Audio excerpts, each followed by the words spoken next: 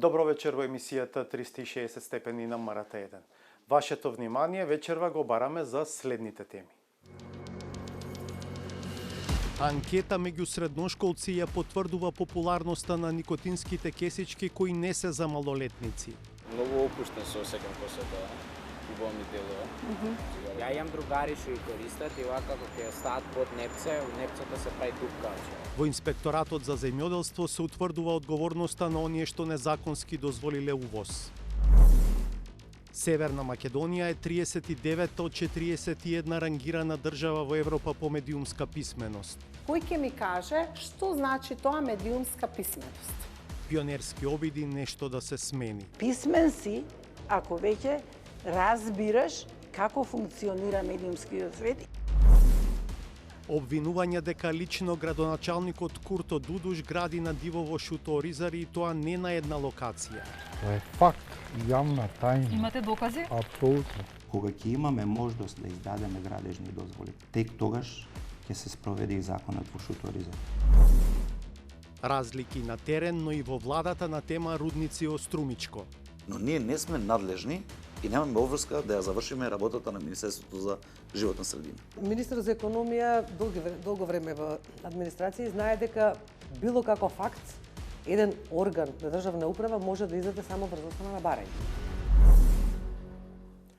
На тема медиумска писменост, земјава е на 39-то место од 41 рангирана држава во Европскиот индекс на медиумска писменост, што редовно на годишно ниво го изработува и објавува Институтот Отворено општество Софија.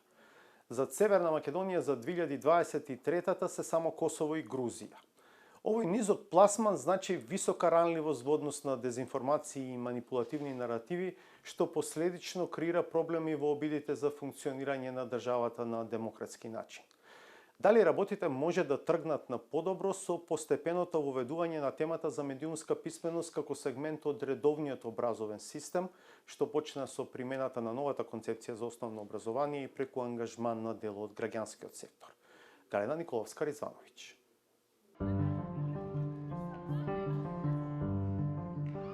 Mir vitandınız. Si jeni? Po sa të bukur që në keni bërë juve sot, sa të mirë që në keni bërë. Gjithë jeni mirë, s'kemi ndonjë problem. Наставничката Арта Садику Актеши го почнува часот по мајчин јазик за третооделенците во основното училиште Имрија Елези во Скопски Чаир. Но незиното прво прашање до учениците навидум нема директна врска со предметот што го предава. Kush do të më tregon për juva ma drejt, sa orë e përdor telefonin brenda ditës? Abdullah? 2 orë. 2 orë Abdullah e përdor telefonin. Anik, sa orë e përdor telefonin? 2 orë e përdor. Wow. Ajman, sa orë e përdor telefonin? 10 orë. Po që po ndonë mëre këtu? Разговорот беше само вовед во следната задача. Учениците да препознаат и изберат меѓу примери за одговорно и неодговорно користење на мобилните уреди. Повеќето ученици ја завршија задачата брзо и без проблем. Sot mësuam për celularin sa ta përdorim. Dhe si. Kur të hajnë bukë, s'duhet ta maj telefonin afër dhe kur vinë misafir, edhe kur lexojmë s'duhet ta maj telefonin afër, po duhet të lëm një çosh. Лекцијата за мобилните уреди всушност е дел од програмата по мајчин јазик. Во неа е предвидено и изучување на медиумска писменост. Na kanë mbetur edhe 14 orë tjera, të cilët do t'i përdorim gjatë vitit shkollor. Cili është qëllimi? Qëllimi është që ne t'i vëdisojmë fëmijët dhe nxënësit në përdorimin e drejtë të pajisjeve digjitale. Të jenë të vëdishëm që informacionet që i marrin prej aty të jenë të sakta. T'i mësojmë që ta shohin informacionin me syrin e tyre kritik dhe në mënyrë logjike dhe në të menduarit kritik. Se jo çdo gjë në rrjetet sociale, në mediume, është gjithçka pozitive. Kemi dhe anët negative, të cilët e fëmijët ndikon negativisht. Медиумската писменост стана дел од наставата по мајчин јазик во 2021 година со новата концепција за основно образование. Во погорните одделенија се изучува и во рамките на други предмети. Мораме да го достигнеме нивото на медиумска писменост исто така. Универзитетската професорка Виолета Петровска-Бешка, која е дел од работната група за изготвување на рамката за медиумска писменост, на презентација одржана на почетокот на октомври посочи неколку примери од националните стандарди што треба да се постигнат. Ученикот прави разлика помеѓу проблематични и поучни информации о медиумските содржини. Се бара тоа да го научи во трето одделение. Или да објаснува преку пример како содржините во медиумите влијаат врз емоциите на корисниците.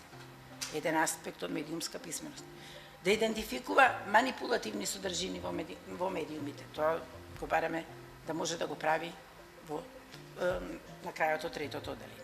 Според Бешка, потребата за воведување медиумска писменост во училиштата е лоцирана одамна. А ако порано за писмен се сметал некој што знае да чита и пишува, подоцна да чита и пишува со разбирање, денес тоа не е доволно. Што е писменоста во современи услови? Да знаеш тие информации што доаѓаат преку медиумите, да можеш да ги анализираш, да пристапиш прво до нив, да знаеш да ги анализираш, да знаеш што да прифатиш како веродостојно, што како неверодостојно, да знаеш да правиш разлика, да не дозволиш да те манипулираат медиумите преку реклами од најразлична природа и да, значи, писмен си ако веќе разбираш како функционира медиумскиот свет и на кој начин тоа може да се злоупотребува и се разбира да се употребува. Токму во моментов се работи на тестирање на медиумската писменост на младите во земјава.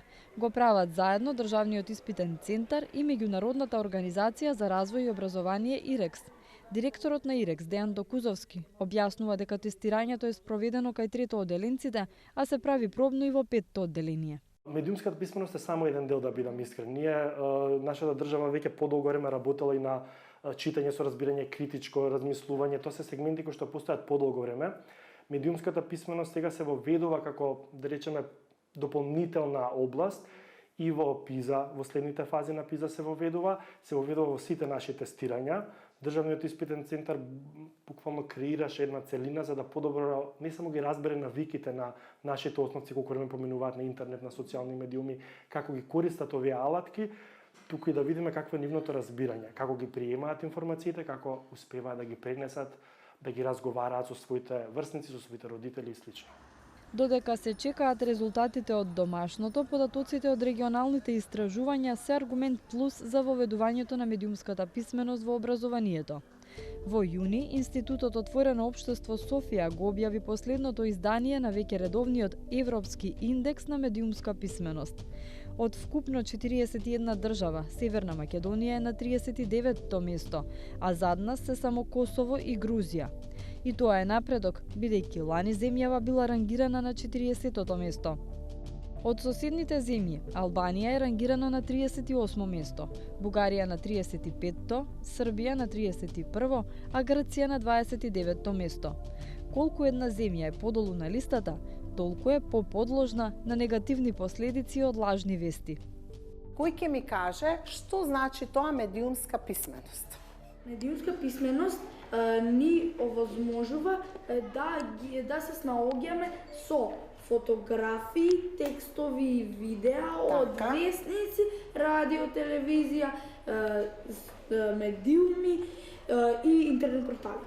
Мислење, верување или гледиште. Фактите се податоци што можат да се проверат и да се докажат дали изнесеното тврдење е точно или неточно.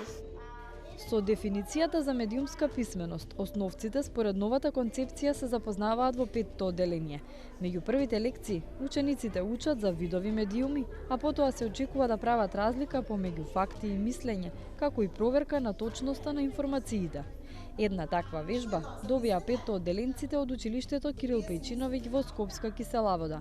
Наставничката Весна Бошковска на часот по македонски јазик им даде задача да одредат кои од примерите се факти, а кои мислења. Водно е планина што се наоѓа на југот од главниот град на Македонија. Тоа е Скопје. Дали е стварно? Факт е? Факт е, се наоѓа. До Скопје е блиску. А водно е убава планина? За часот да биде поинтересен, учениците добија уште една задача – да истражат дали наведените факти се точни. Реката Вардар тече низ градот Битола, најдовме дека не е точно, бидејќи е факт, ние проверивме на Google дали е тоа точно и најдовме дека не е точно. За Охридското езеро има просечна длабочина од 155 метри, тоа е точно, а најголемата длабочина од Охридското езеро е 388 метри, тоа не е точно, туку точното е 288 метри. Што истражуваме? Дали мислењето или фактот? Што истражувавте само? Сега истражувавме само за фактот. Наречи си сите часови по медиумска писменост предвиден е практичен дел кој го поттикнува критичкото мислење кај учениците, вели наставничката Бошковска. Медиумската писменост имаме уште часови, каде што учениците треба и да креираат сами медиумски пораки. Понатаму треба да истражуваат, ке учиме за дезинформации, да знаат како една вест е дезинформација. Преку постојат повеќе чекори на проверка на веродостојноста на информациите. Може информацијата да ја провериме преку слики и мора да научат дали информацијата која што ја прочитале има свој автор, има извор, од кого е споделена. Бошковска и Садику Актеши се дел од наставниците кои веќе поминале обука за медиумска писменост. Со поддршка од Министерството за образование и Бирото за развој на образованието, обуките ги спроведуваат ИРЕКС и Македонскиот институт за медиуми. Сметавме дека процесот на вклучување на медиумската писменост во основното образование треба да започне од наставниците. Тие треба да бидат медиумски писмени, да го разбираат концептот на медиумската писменост, да ги разбираат темите, за да можат тоа ефикасно да им го пренесат на учениците на час. Опфатени се над 8.000 наставници. Минатата година беа спроведени обуки за наставниците од вториот пето оделение за околу 3.000 наставници, а годинава од септември, од втората половина на септември, продолжуваме со обуки за наставниците од прво до девето оделение. Поточно ги обучуваме наставниците од оделенската настава и наставниците по мајчин јазик од 6 до 9 оделение. Во средното образование процесот оди побавно, а од лани медиумската писменост се изучува и на дел од педагошките факултети во земјава, некаде како посебен предмет, а некаде во состав на постоечките.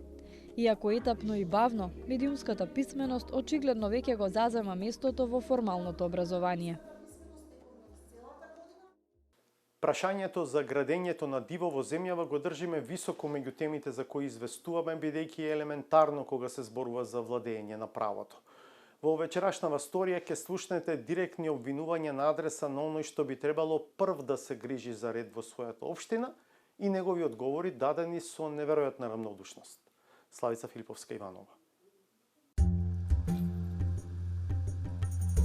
Во Шуто Оризари е раздвижено и на дожд. Населбата истоимена општина изобилува и со оригинални, но и веќе типични содржини за Скопје, како на пример објекти кои за државата не постојат. Еден од нив е на Гладна улица. Овој луксузен објект на повеќе нивоа никнал на државен простор без одобрение за градба.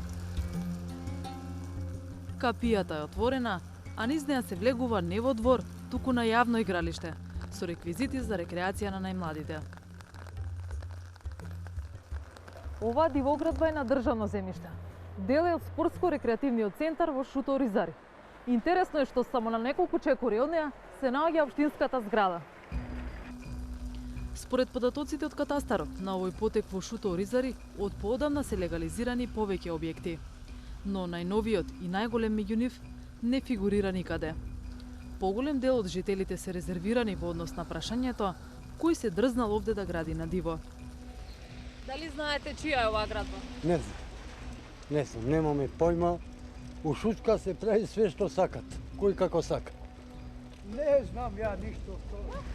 Не знаеме, не ни е познато. Не знаеме кој гради, кој не. Дали знаете чија е оваа градба? Се знае чива. Чива? Треба да кажете ви. Но кандидатот за градоначалник на СДСМ на претходните локални избори, бизнисменот Ферат Асан, нема дилема чие е зданието. Имаше реакции кога пред неколку месеци, мислам 2 или 3 месеци, кога беше невремето во Скопје, и дел од кровот кој е лимен кров, летна табли, лимени табли, погодија некој од куќеве и знам дека ми се жалеа, луѓе ми оштети прозор, ми оштети ова и така натаму. Кажува дека ги обештетил лично со своји пари Курто Дудуш. Господин Асан, кој е вашиот мотив да зборувате за ова? Дали е ова еден вид политички реваншизам кон локалната самоуправа, односно кон градоначалникот, кон Курто Дудуш? Апсолутно не. Велам вака, кога јас можам да си купам приватно земјиште, да си платам, да си испазарам за цена, си купам и да платам комунали и да градам како што треба, бидејќи имаме инвестирано во Шуторизари многу. Тогаш би требало и он да го прави тоа. Не само он, секој граѓанин. А како сте убедени дека он гради? Тоа е факт, јавна тајна. Имате докази? Апсолутно. Какви докази имате? Имам луѓе кои ги знам, кои лично работат и се ангажирани мајстори од чутка. Тоа го пријавивте во институциите? Да, пријавив дека тој човек ми кажа дека е ангажиран тука и дека работи и дека му дал пари. Освен тоа, компанијата која ја изведува оваа фирма се фали на Facebook дека работи на фасадата. Че и прашајте ги нив кој им дал пари. На Facebook страницата на посочената фирма за фасадирање и молерај, месецов навистина објавена фотографија од фасадерските работи на дивоградбата во Шутка, без дополнителни детали за кој објект станува збор и за која локација. Па се јавивме во компанијата и прашавме кој ги ангажирал за работа на конкретниот објект. Одговор не добивме. За првиот човек на општина Шуто Оризари, Курто Дудуш, очекувано е да се гради на диво. Вели општината не носила детални урбанистички планови, па досега немала основа да издава одобренија за градба. Дивоградби се нормална појава во мојата општина. Градоначалникот Дудуш вели дека темели за дивоградбата спроти општината памети од 2013, но историскиот преглед на сателитски фотографии на локацијата покажува дека не е во право. Се до лани, на тоа место имало дел од мал парк и неколку дрва. Објектот се појавува на снимките дури во 2023 година. Кој гради на диво пред ваши очи на узурпирано државно земјиште спроти општината, на неколку метри од вашата канцеларија? Еве ќе ви информирам дека во општина Шуто Оризари 90% од земјиштето е државно. Зборуваме за конкретнава градба. Знаете ли кој гради? Не знам кој гради, меѓутоа еве ви кажувам дека сите градби во општина Шуто Оризари кои се реализирале од 96-та наваму се изградени на државно земјиште. Градоначалник, како може да не знаете, буквално пред очи ви никнува огромна дивоградба. Значи, спроти општината, спроти вашата канцеларија. Да, меѓутоа... Не се заинтересиравте да прашате? Па и да се интересираш, кој ќе ти каже? Имате механизми, имате инспекторат, веројатно. Нема, за жал. Надлежна полиција има, обвинителство. Ќе ви дадеме и документација дека имаме побарано од сите градски општини во градот Скопје меѓуопштинска соработка да ни обезбедат нивни градежен инспектор, каде сите не одбија. А во полиција пријавивте? Во полиција мислам дека не пријавивме, не е таа градба, никоја градба не е пријавена во полиција. Конкретно за овој објект поднесена е кривична пријава директно против вас за бесправно градење. Дали сте инволвирани во градбата? Види, јас конкретно ќе кажам и знам од кого е и знам цело време кој ни пушта постојано пријави.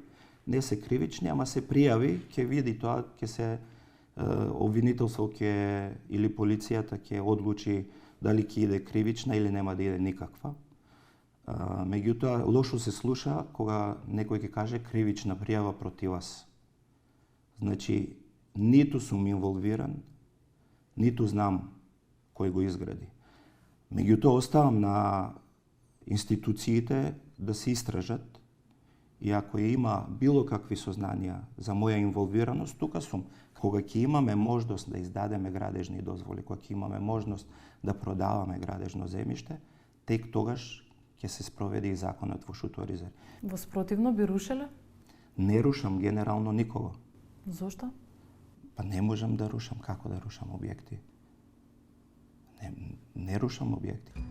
Пријави против градоначалникот поднесува Ферат Асан, не само до обвинителство, туку и Државниот инспекторат за градежништво, Државното правобранителство и владата. Тој не однесе на повеќе локации низ Шуторизари, за да ни покаже дека на општината и се случува градежна експанзија на државно земјиште.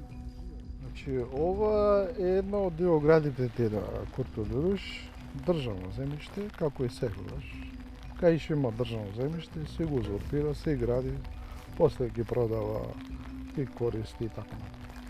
На оваа парцела од околу 2000 квадрати, според евиденцијата во катастарот, носители на право на собственост се Република Северна Македонија со околу 550 квадрати и физичко лице со 1500 квадратни метри. Објект не е евидентиран во катастарот. Заедно со Ферат Асан стигнавме и до центарот на Шутка. Тука беше стара ванила, жито лук, бурек челника. Одамна, со години, може би 5 децении. До неодамна е срушено. И на ова место никна оваа зграда. Ова парче земја, според катастарот, има повеќе собственици, но на конкретната локација се уште не е впишана и градба. Градоначалникот не негира дека станува збор за дивоградби, но повторно не гледа ништо спорно. Значи, ако прошетаме сега низ Шутка, еве со камера, јас ќе дојдам со вас и ќе видите изградени такви многу објекти. Затоа ви кажав и на почеток, објекти се градат, меѓутоа не се тоа, не знам, стамбени објекти од типот на 50 стана, 100 стана, индивидуални куќи се градат.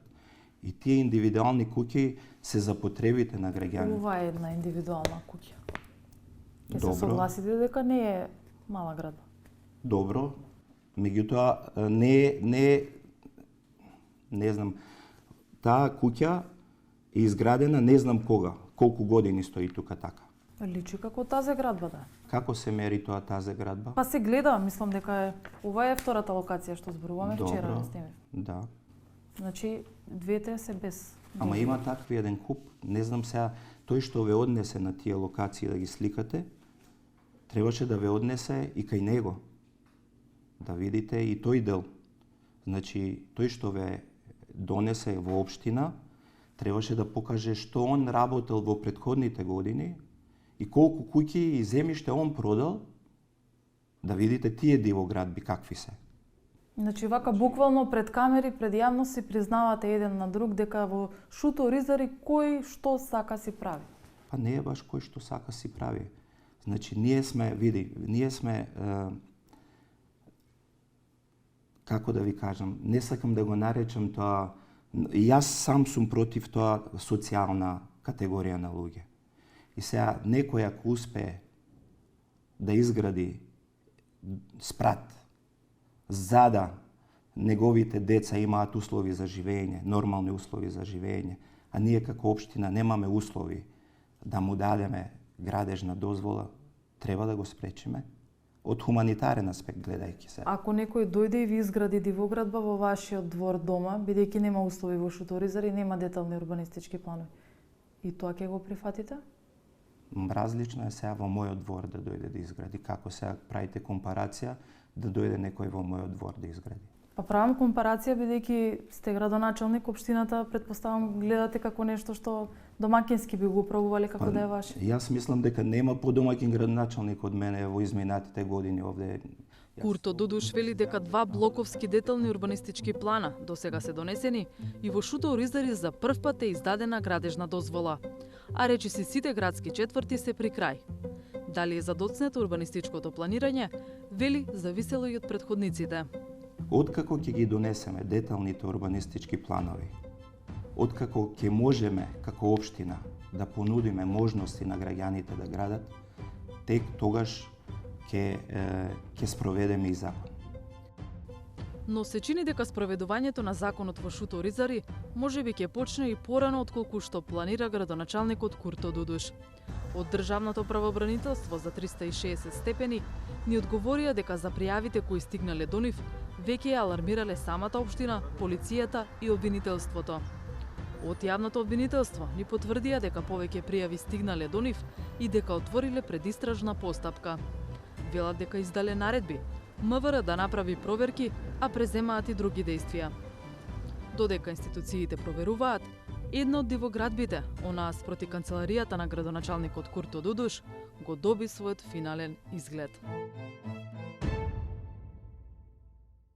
Во Државниот инспекторат за земјоделство во тек е постапка за утврдување одговорност на оние што дозволиле увоз на никотински кесички во земјава. Од инспекторатот инсистираат дека не станува збор за снус, иако кесичките кај корисниците колоквијално се познати под тоа име. Во меѓувреме никотинските кесички, иако незаконски увезени, слободно се продаваат на македонскиот пазар. Зоран Јовановски со ново продолжение на темата што отворивме претходната недела. Во изминатава недела бевме во тајна мисија да провериме дали е точно дека низ земјава слободно им се продаваат никотински кесички на деца, иако производот е забранет за малолетници. Има за снус? Снус?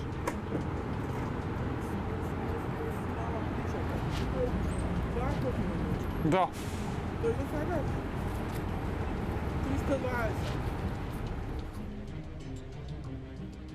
Дали некаде те праша колку години имаш? Не.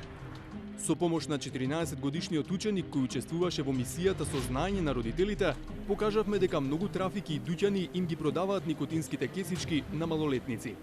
Не може вие да пуштите ваков производ да се продава у трафик. Значи, у трафика оди, кој сака го купува. Може да го купи и дете од 10 години и да оди и не знае што прави, да го злоупотреби. Но попатно дојдовме до друго сознание, дека увозот на никотинските кесички во земјава бил дозволен до април оваа година, за наеднаш да биде запрен. Зошто се случил пресвртот, но и зошто никотинските кесички се уште ги има по продавниците?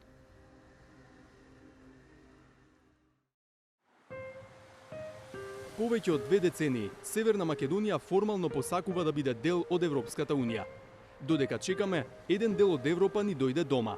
Еден навистина мал, но во исто време и проблематичен дел. Се викаат никотински кесички.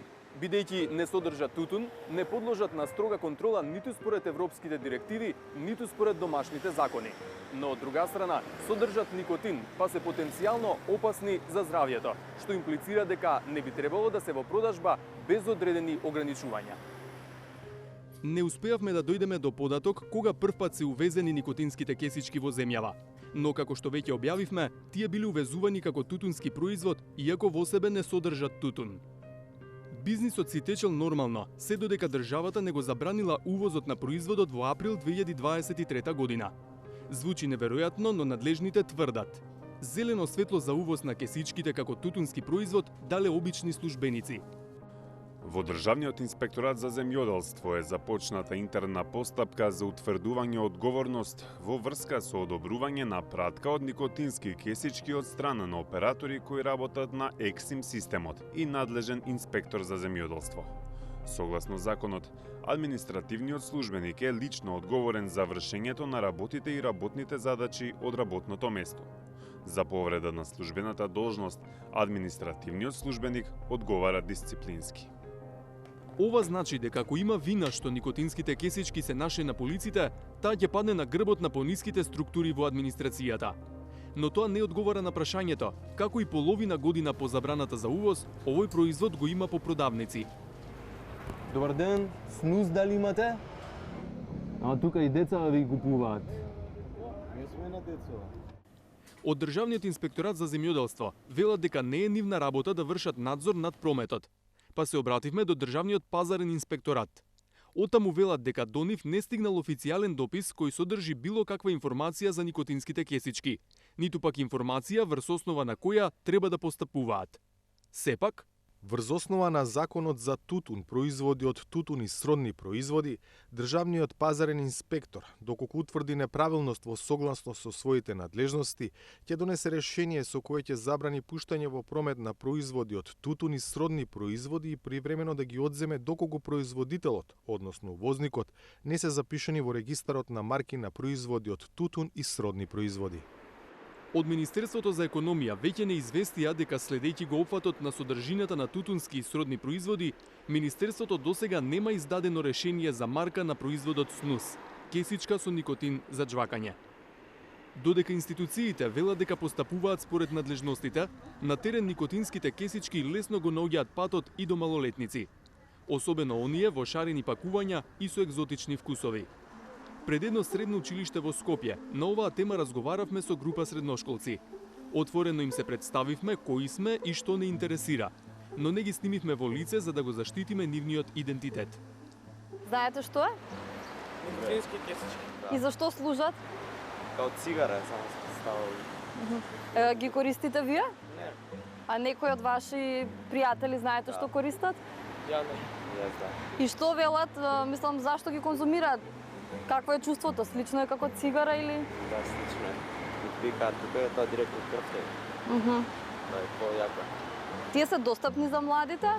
Да, за сите се трафиките. Пајме кога да купиме, например, вода, нешто тобако, ќе прашат некој пред нас и ги им даваат. Што е продавачките. Скапи се? Да. 300 мислам, накаде. Какво е чувството? Зошто ги користиш? Многу опуштен се осеќам после тоа. Убаво ми делува. А што е разликата како цигари се? Многу поише никотин има. Директно 20 милиграми никотин со 150, тоа е најак. А и поздрави се мислам како цигари. Ја имам другари што ги користат и вака кога ќе стават под непце, у непцата се прави дупка. Лесно достапни се? Да, у секој табако. Ово е продавничка. Овде има карче табако. А бараат лична карта кога ги купувате? Значи може во слободно да отидете и да се купите. Па сега не знам дали во сите. Не, има у сите. Да, у сите, брат. И што опуштаат некако? Пред часови? Пред испрашување? Или за излегување повеќе ги користите? Не, за испрашување да ме смири. Имаме слушнато дека и спортисти ги користат. Да, има, ама тие се послаби. Ма добро се да нема трема која. Аха. И опуштаат, многу се послаби. Во основно поише ги користат. Во основно, зашто? Зашто штетни се? Деца ги да ги користат.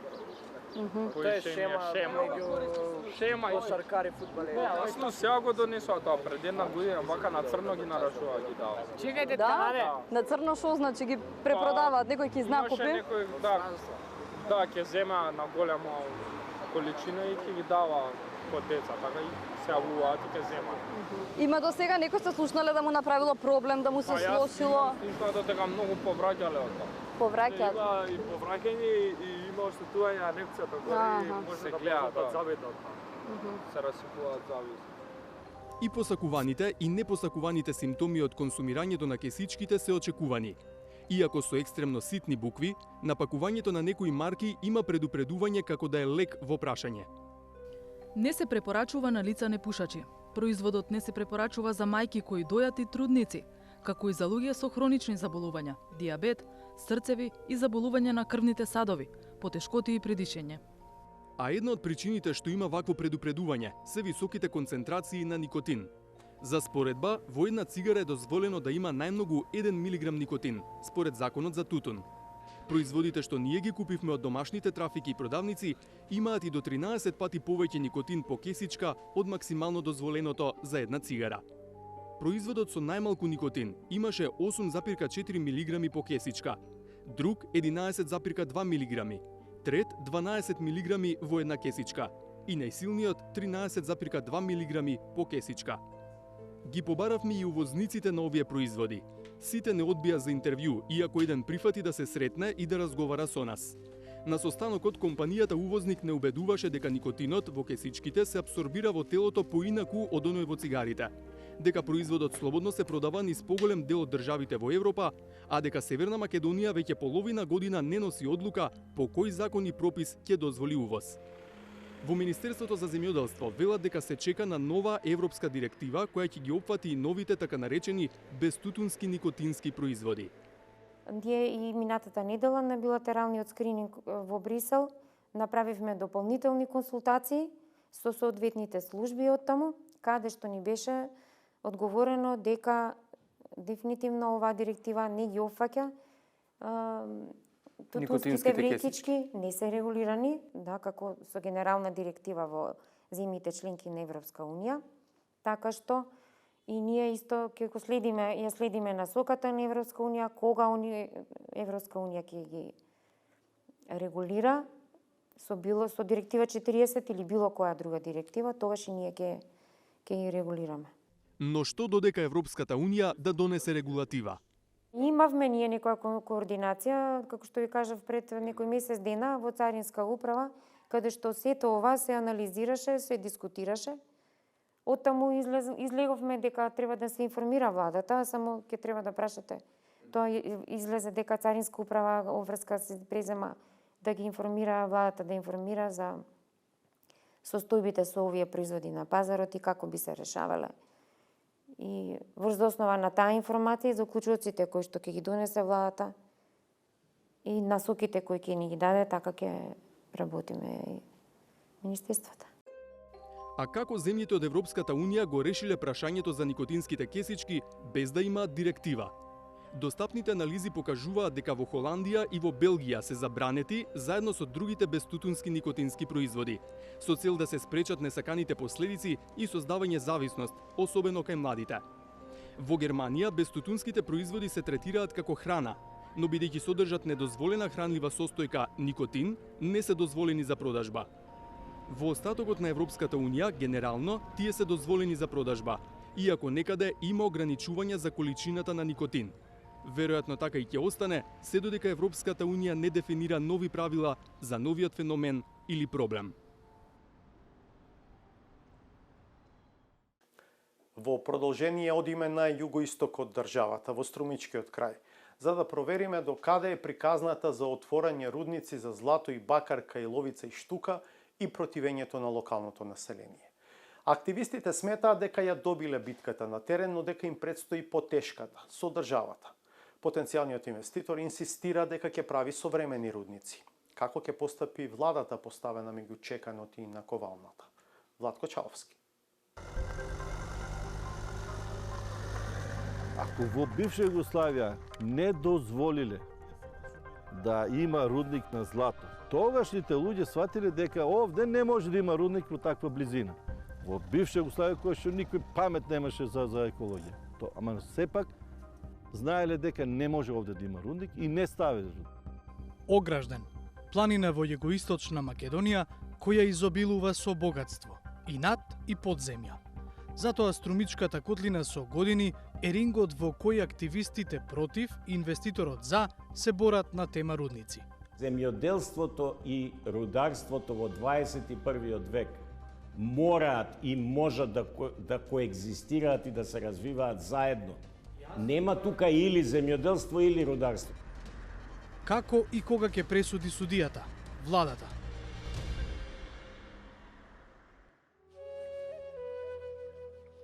Струмичката котлина е распослана на 1500 квадратни километри. Според Државниот завод за статистика, регионот е прв според земјоделско производство во земјава. Еден од најпознатите продукти се френките, односно доматите. Но дали црвената боја на доматот не сјае доволно колку златната? Во југоисточниот регион неодамна се докажа дека во длабочините на планините е акумулирана голема количина злато, поголема од било кој друг регион во државата. Првите дозволи за проспекцијски геолошки истражувања датираат од 2004 година, одобрени од тогашниот министер за економија во владата на Бучковски, Фатмир Бесими. Денеска собственик на тие резултати и потенцијален инвеститор во рудник за злато и бакар е Евромакс Resources. Што се случува 19 години подоцна и какво е расположението на локалното население? На терен бевме со активистот Костадин Ристоманов.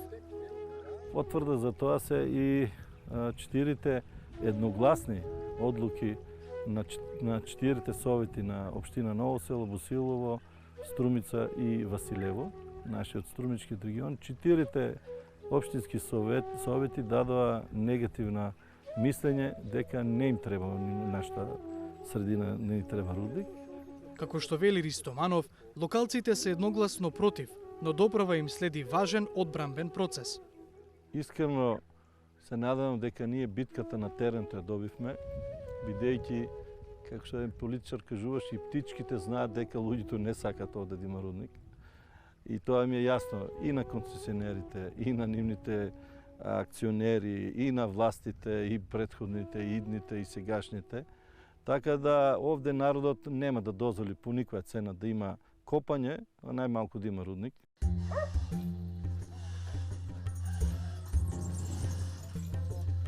Ило Малинов е роден и целиот свој живот го минува во Штука. Селото е на половина километар од локацијата каде би требало да биде еден од рудниците кои сака да ги гради Евромакс Ресурсес. Вели уште како деца слушнале приказни дека на планината Огражден, како и покрај Штучка река, има злато. Меѓутоа, никој досега не влегол со механизација поради стравот дека ќе ги уништи условите за живот. Ако се изгради рудник, Малинов не верува дека локалното население би имало економска добивка. Ако тај рудник се отворе сега, тај рудник ќе биде, значи, во сите можности современ рудник некој. Со механизација, со стручни луѓе тие работи. А тука од нашите населени места или од нашата околија, јас дури сум веќе во последно време толку убеден дали ќе има и еден. Нема луѓе тука што би работеле во рудник. По мене ви тврдам, това 200-300 до 400, нека се 500 луѓе ќе бидат вработени. А тие луѓе 90% ќе си ги донесат они од некаде. Тие мора да бидат стручни луѓе. Од тука ќе бидат некој чувар, некој меташ, ич. Ние се навоѓаме точно на подножјето, на почетку на Струмичкото поле. Рудникот е над нашите глави од 300 метра почнува нагоре, на 500 метра. А опасностите ќе се неизмерливи, значи това ќе биде опасна работа тука. За каков тип на рудник станува збор? Според концесионерот Евромакс Ресурсес, на местото би граделе современ рудник, пример за 21 век. Објаснуваат дека ќе наликува на обичен каменолом на варовник, кој нема да биде видлив од населените места. Разговаравме со директорот за комуникација и односи со јавноста во компанијата Живко Груевски. Во одговорите неколку пати нагласуваше дека се работи за мегапроект. Ние, како менеджмент, како организација, апсолутно посветуваме време на таа транспарентност и постојано повторување на сите аргументи околу нашиот проект. Во Иловица Штука ние ќе дојдеме до ниво на производство на, во случајот, бакарен концентрат, кој потоа се транспортира во соседна земја, тоа оди во специализирана топилница и таму се доработува. Она што активистите најмногу ги загрижува, контаминацијата на подземните води кои се слеваат во извор од кој струмичани пијат вода, Груевски го отфрла како страв, прикажувајќи ја пред 360 степени симулацијата за тоа како ќе се справуваат со отпадот. Не вертикална брана, како некој што, еве и јас лаички прво замислував дека тоа така води. Овде се работи за еден многу цврст или најцврст камен насип, кој што постепено се дига, кој што во последниот дел, како ќе оди експлоатацијата, да кажеме по 30 години или по 25 години од експлоатација, основата, должината на основата на тој камен насип ќе биде 6 пати подолга или поголема од висината на камениот насип.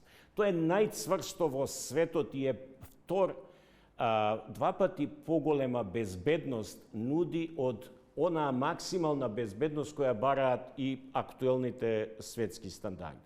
Од Евромакс Ресурсес дополнуваат, потенцијалните копови не вклучуваат употреба на цијанид или сулфурна киселина. Се чини за потврда на тврдењата на Груевски ќе поминат уште неколку години. Поминале 20, никој не знае уште колку долго и дали воопшто ќе се реализира рудникот Иловица Штука. А двојно име затоа што откако ги доби концесиите на планината Огражден, концесионерот започна постапка за нивно спојување.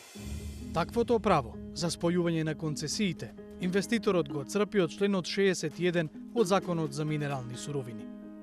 Може да се врши спојување на две соседни концесии во случај кога концесиите се простираат на исто наоѓалиште за ист тип на минерална суровина. На концесионерот му се дава можност да ги спои концесиите за експлоатација доколку се работи за ист собственик и ист вид на минерална суровина. А потребата од спојување е поради тоа што има два предмета. Во 2012 година е добиена првата концесија за експлоатација на минерални суровини, но во 2016 тогашната влада не дава и дозвола за ископ. Во 2015 пак е добиена втората концесија за експлоатација на минерални суровини. Во 2016 Евромакс бара спојување на двете концесии, бидејќи двете локации практично се преклопуваат. Министерството за економија дава позитивен одговор, но владата не носи одлука. Наместо тоа, владата во 2019 носи одлука за еднострано раскинување на договорот за една од концесиите. Евромакс тужи и го добива случајот пред управниот суд, пошто лиценцата им е вратена и на маса повторно се враќа спојувањето на концесиите. На 27 јуни годинава, владата изгласа спојување на двете концесии. Веднаш потоа, кадри на СДСМ во владата обвинија дека биле измамени да поддржат таква одлука. Одлуката се поништи. Надлежниот, министерот за економија, Крешник Бектеши, појаснува дека тоа не значи дека концесиите се одземени. Со повлекување на одлуката, од правен аспект, значи тие уште ги имат концесиите. Ние не сме ги зеле концесиите. Само сега не се споени. Само сега не се споени, што значи дека до нас е пристигнато известување од страна на концесионерот дека ќе ги користат сите можни судски процедури. Зошто тогаш државата не ги раскине договорите, со што и ќе се отстрани можноста за градење на рудниците?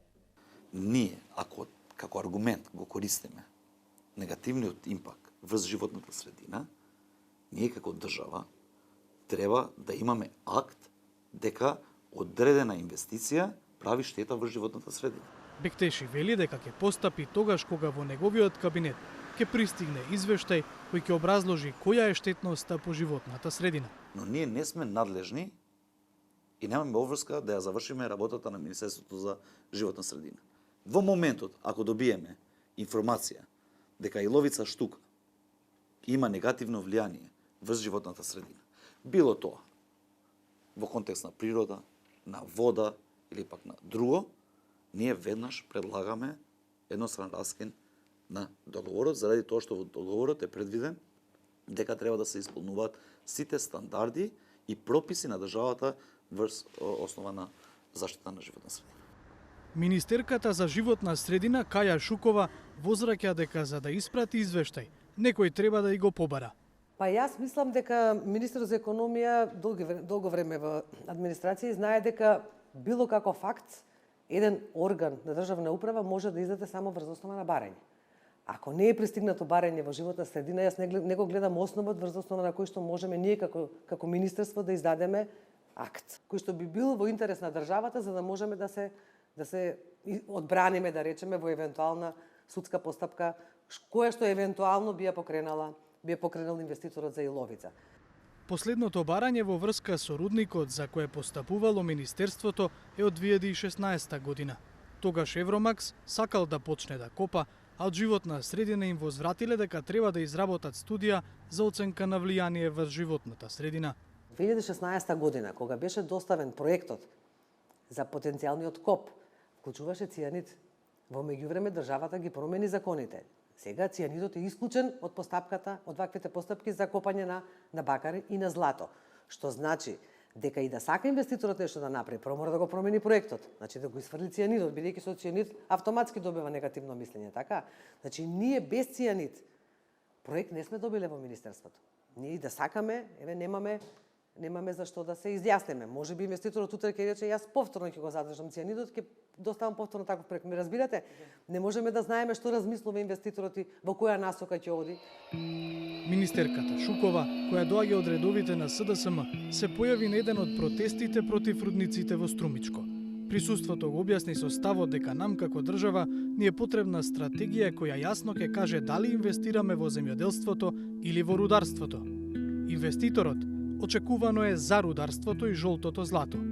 Местното население Сепак и натаму повеќе го сака црвениот сјај на струмичките френки. Ние нема земе ништо. Ние ќе ни стават отровите, ќе ни останат за век уништена природата, раселени, уништени, убиени лица и за секој пат овде ќе нема услови. Од рајска котлина ќе станеме ѓаволска дупа. Стигнавме и до редовната саботажа. Да ја погледнеме. Општинските совети се посебна приказна, на моменти поинтересна дури од републичкиот парламент. Нивото при изборот на кадри е до некаде сличен, па воопшто не е битно кој што знае. Туку е важно само да се учествува. Не баре се бира олимпиец, а не советник, чии два прста одлучуваат во градското собрание. Јас Реđe Преđеповски советно изјавувам. Свечено изјавувам дека правата и должностите на член на совет ќе ги вршам совесно. Совесно и дека при нивното враќање ќе го почитувам уставот, законот, прописите на советот и дека ќе ги штитам уставниот предлог на Република Северна Македонија. Ќе повторуваш по мене. Ајде од почеток. Свечено изјавувам дека правата на должностите и член во советот ќе ги вршам совесно и дека при нивното враќање ќе го почитувам уставот. Освоениот спортски медал не е никаква гаранција за општествено-политички ангажман, како ни тоа дека со минат труд може да се остваруваат исти резултати во иднина.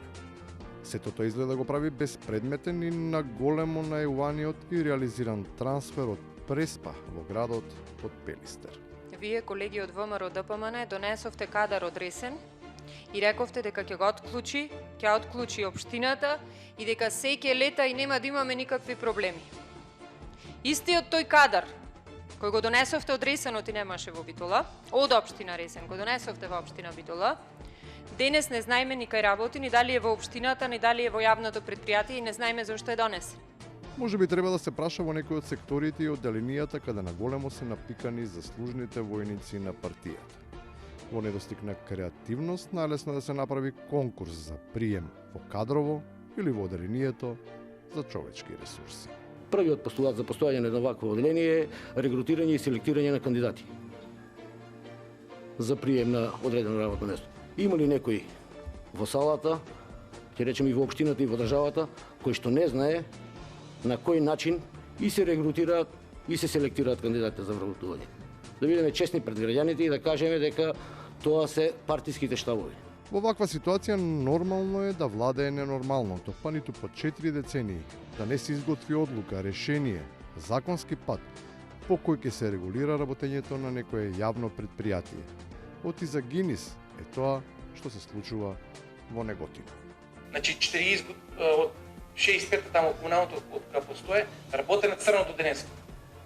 Значи комуналното работе на црно. Тоа да го знаете. Значи тие што викате ние освен нас никој друг не смее да направи приклучок.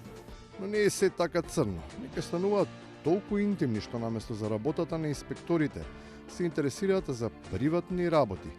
Па ги засега кој каде бил и со кого, кога кај нив некој носел бело. Дали собствениците на Ламинати.ком биле присутни како гости на некоја ваша неодамнешна весела свадба некоја? Дали биле гости на вашата? И ако биле, во кое својство биле? И на крајот, кога се гледа дека и покрај јавниот анимозитет, приватно си има љубов и разбирање. Другари, мојата дискусија за... Другарици у ВМРО не се викам. Брачи и сестри.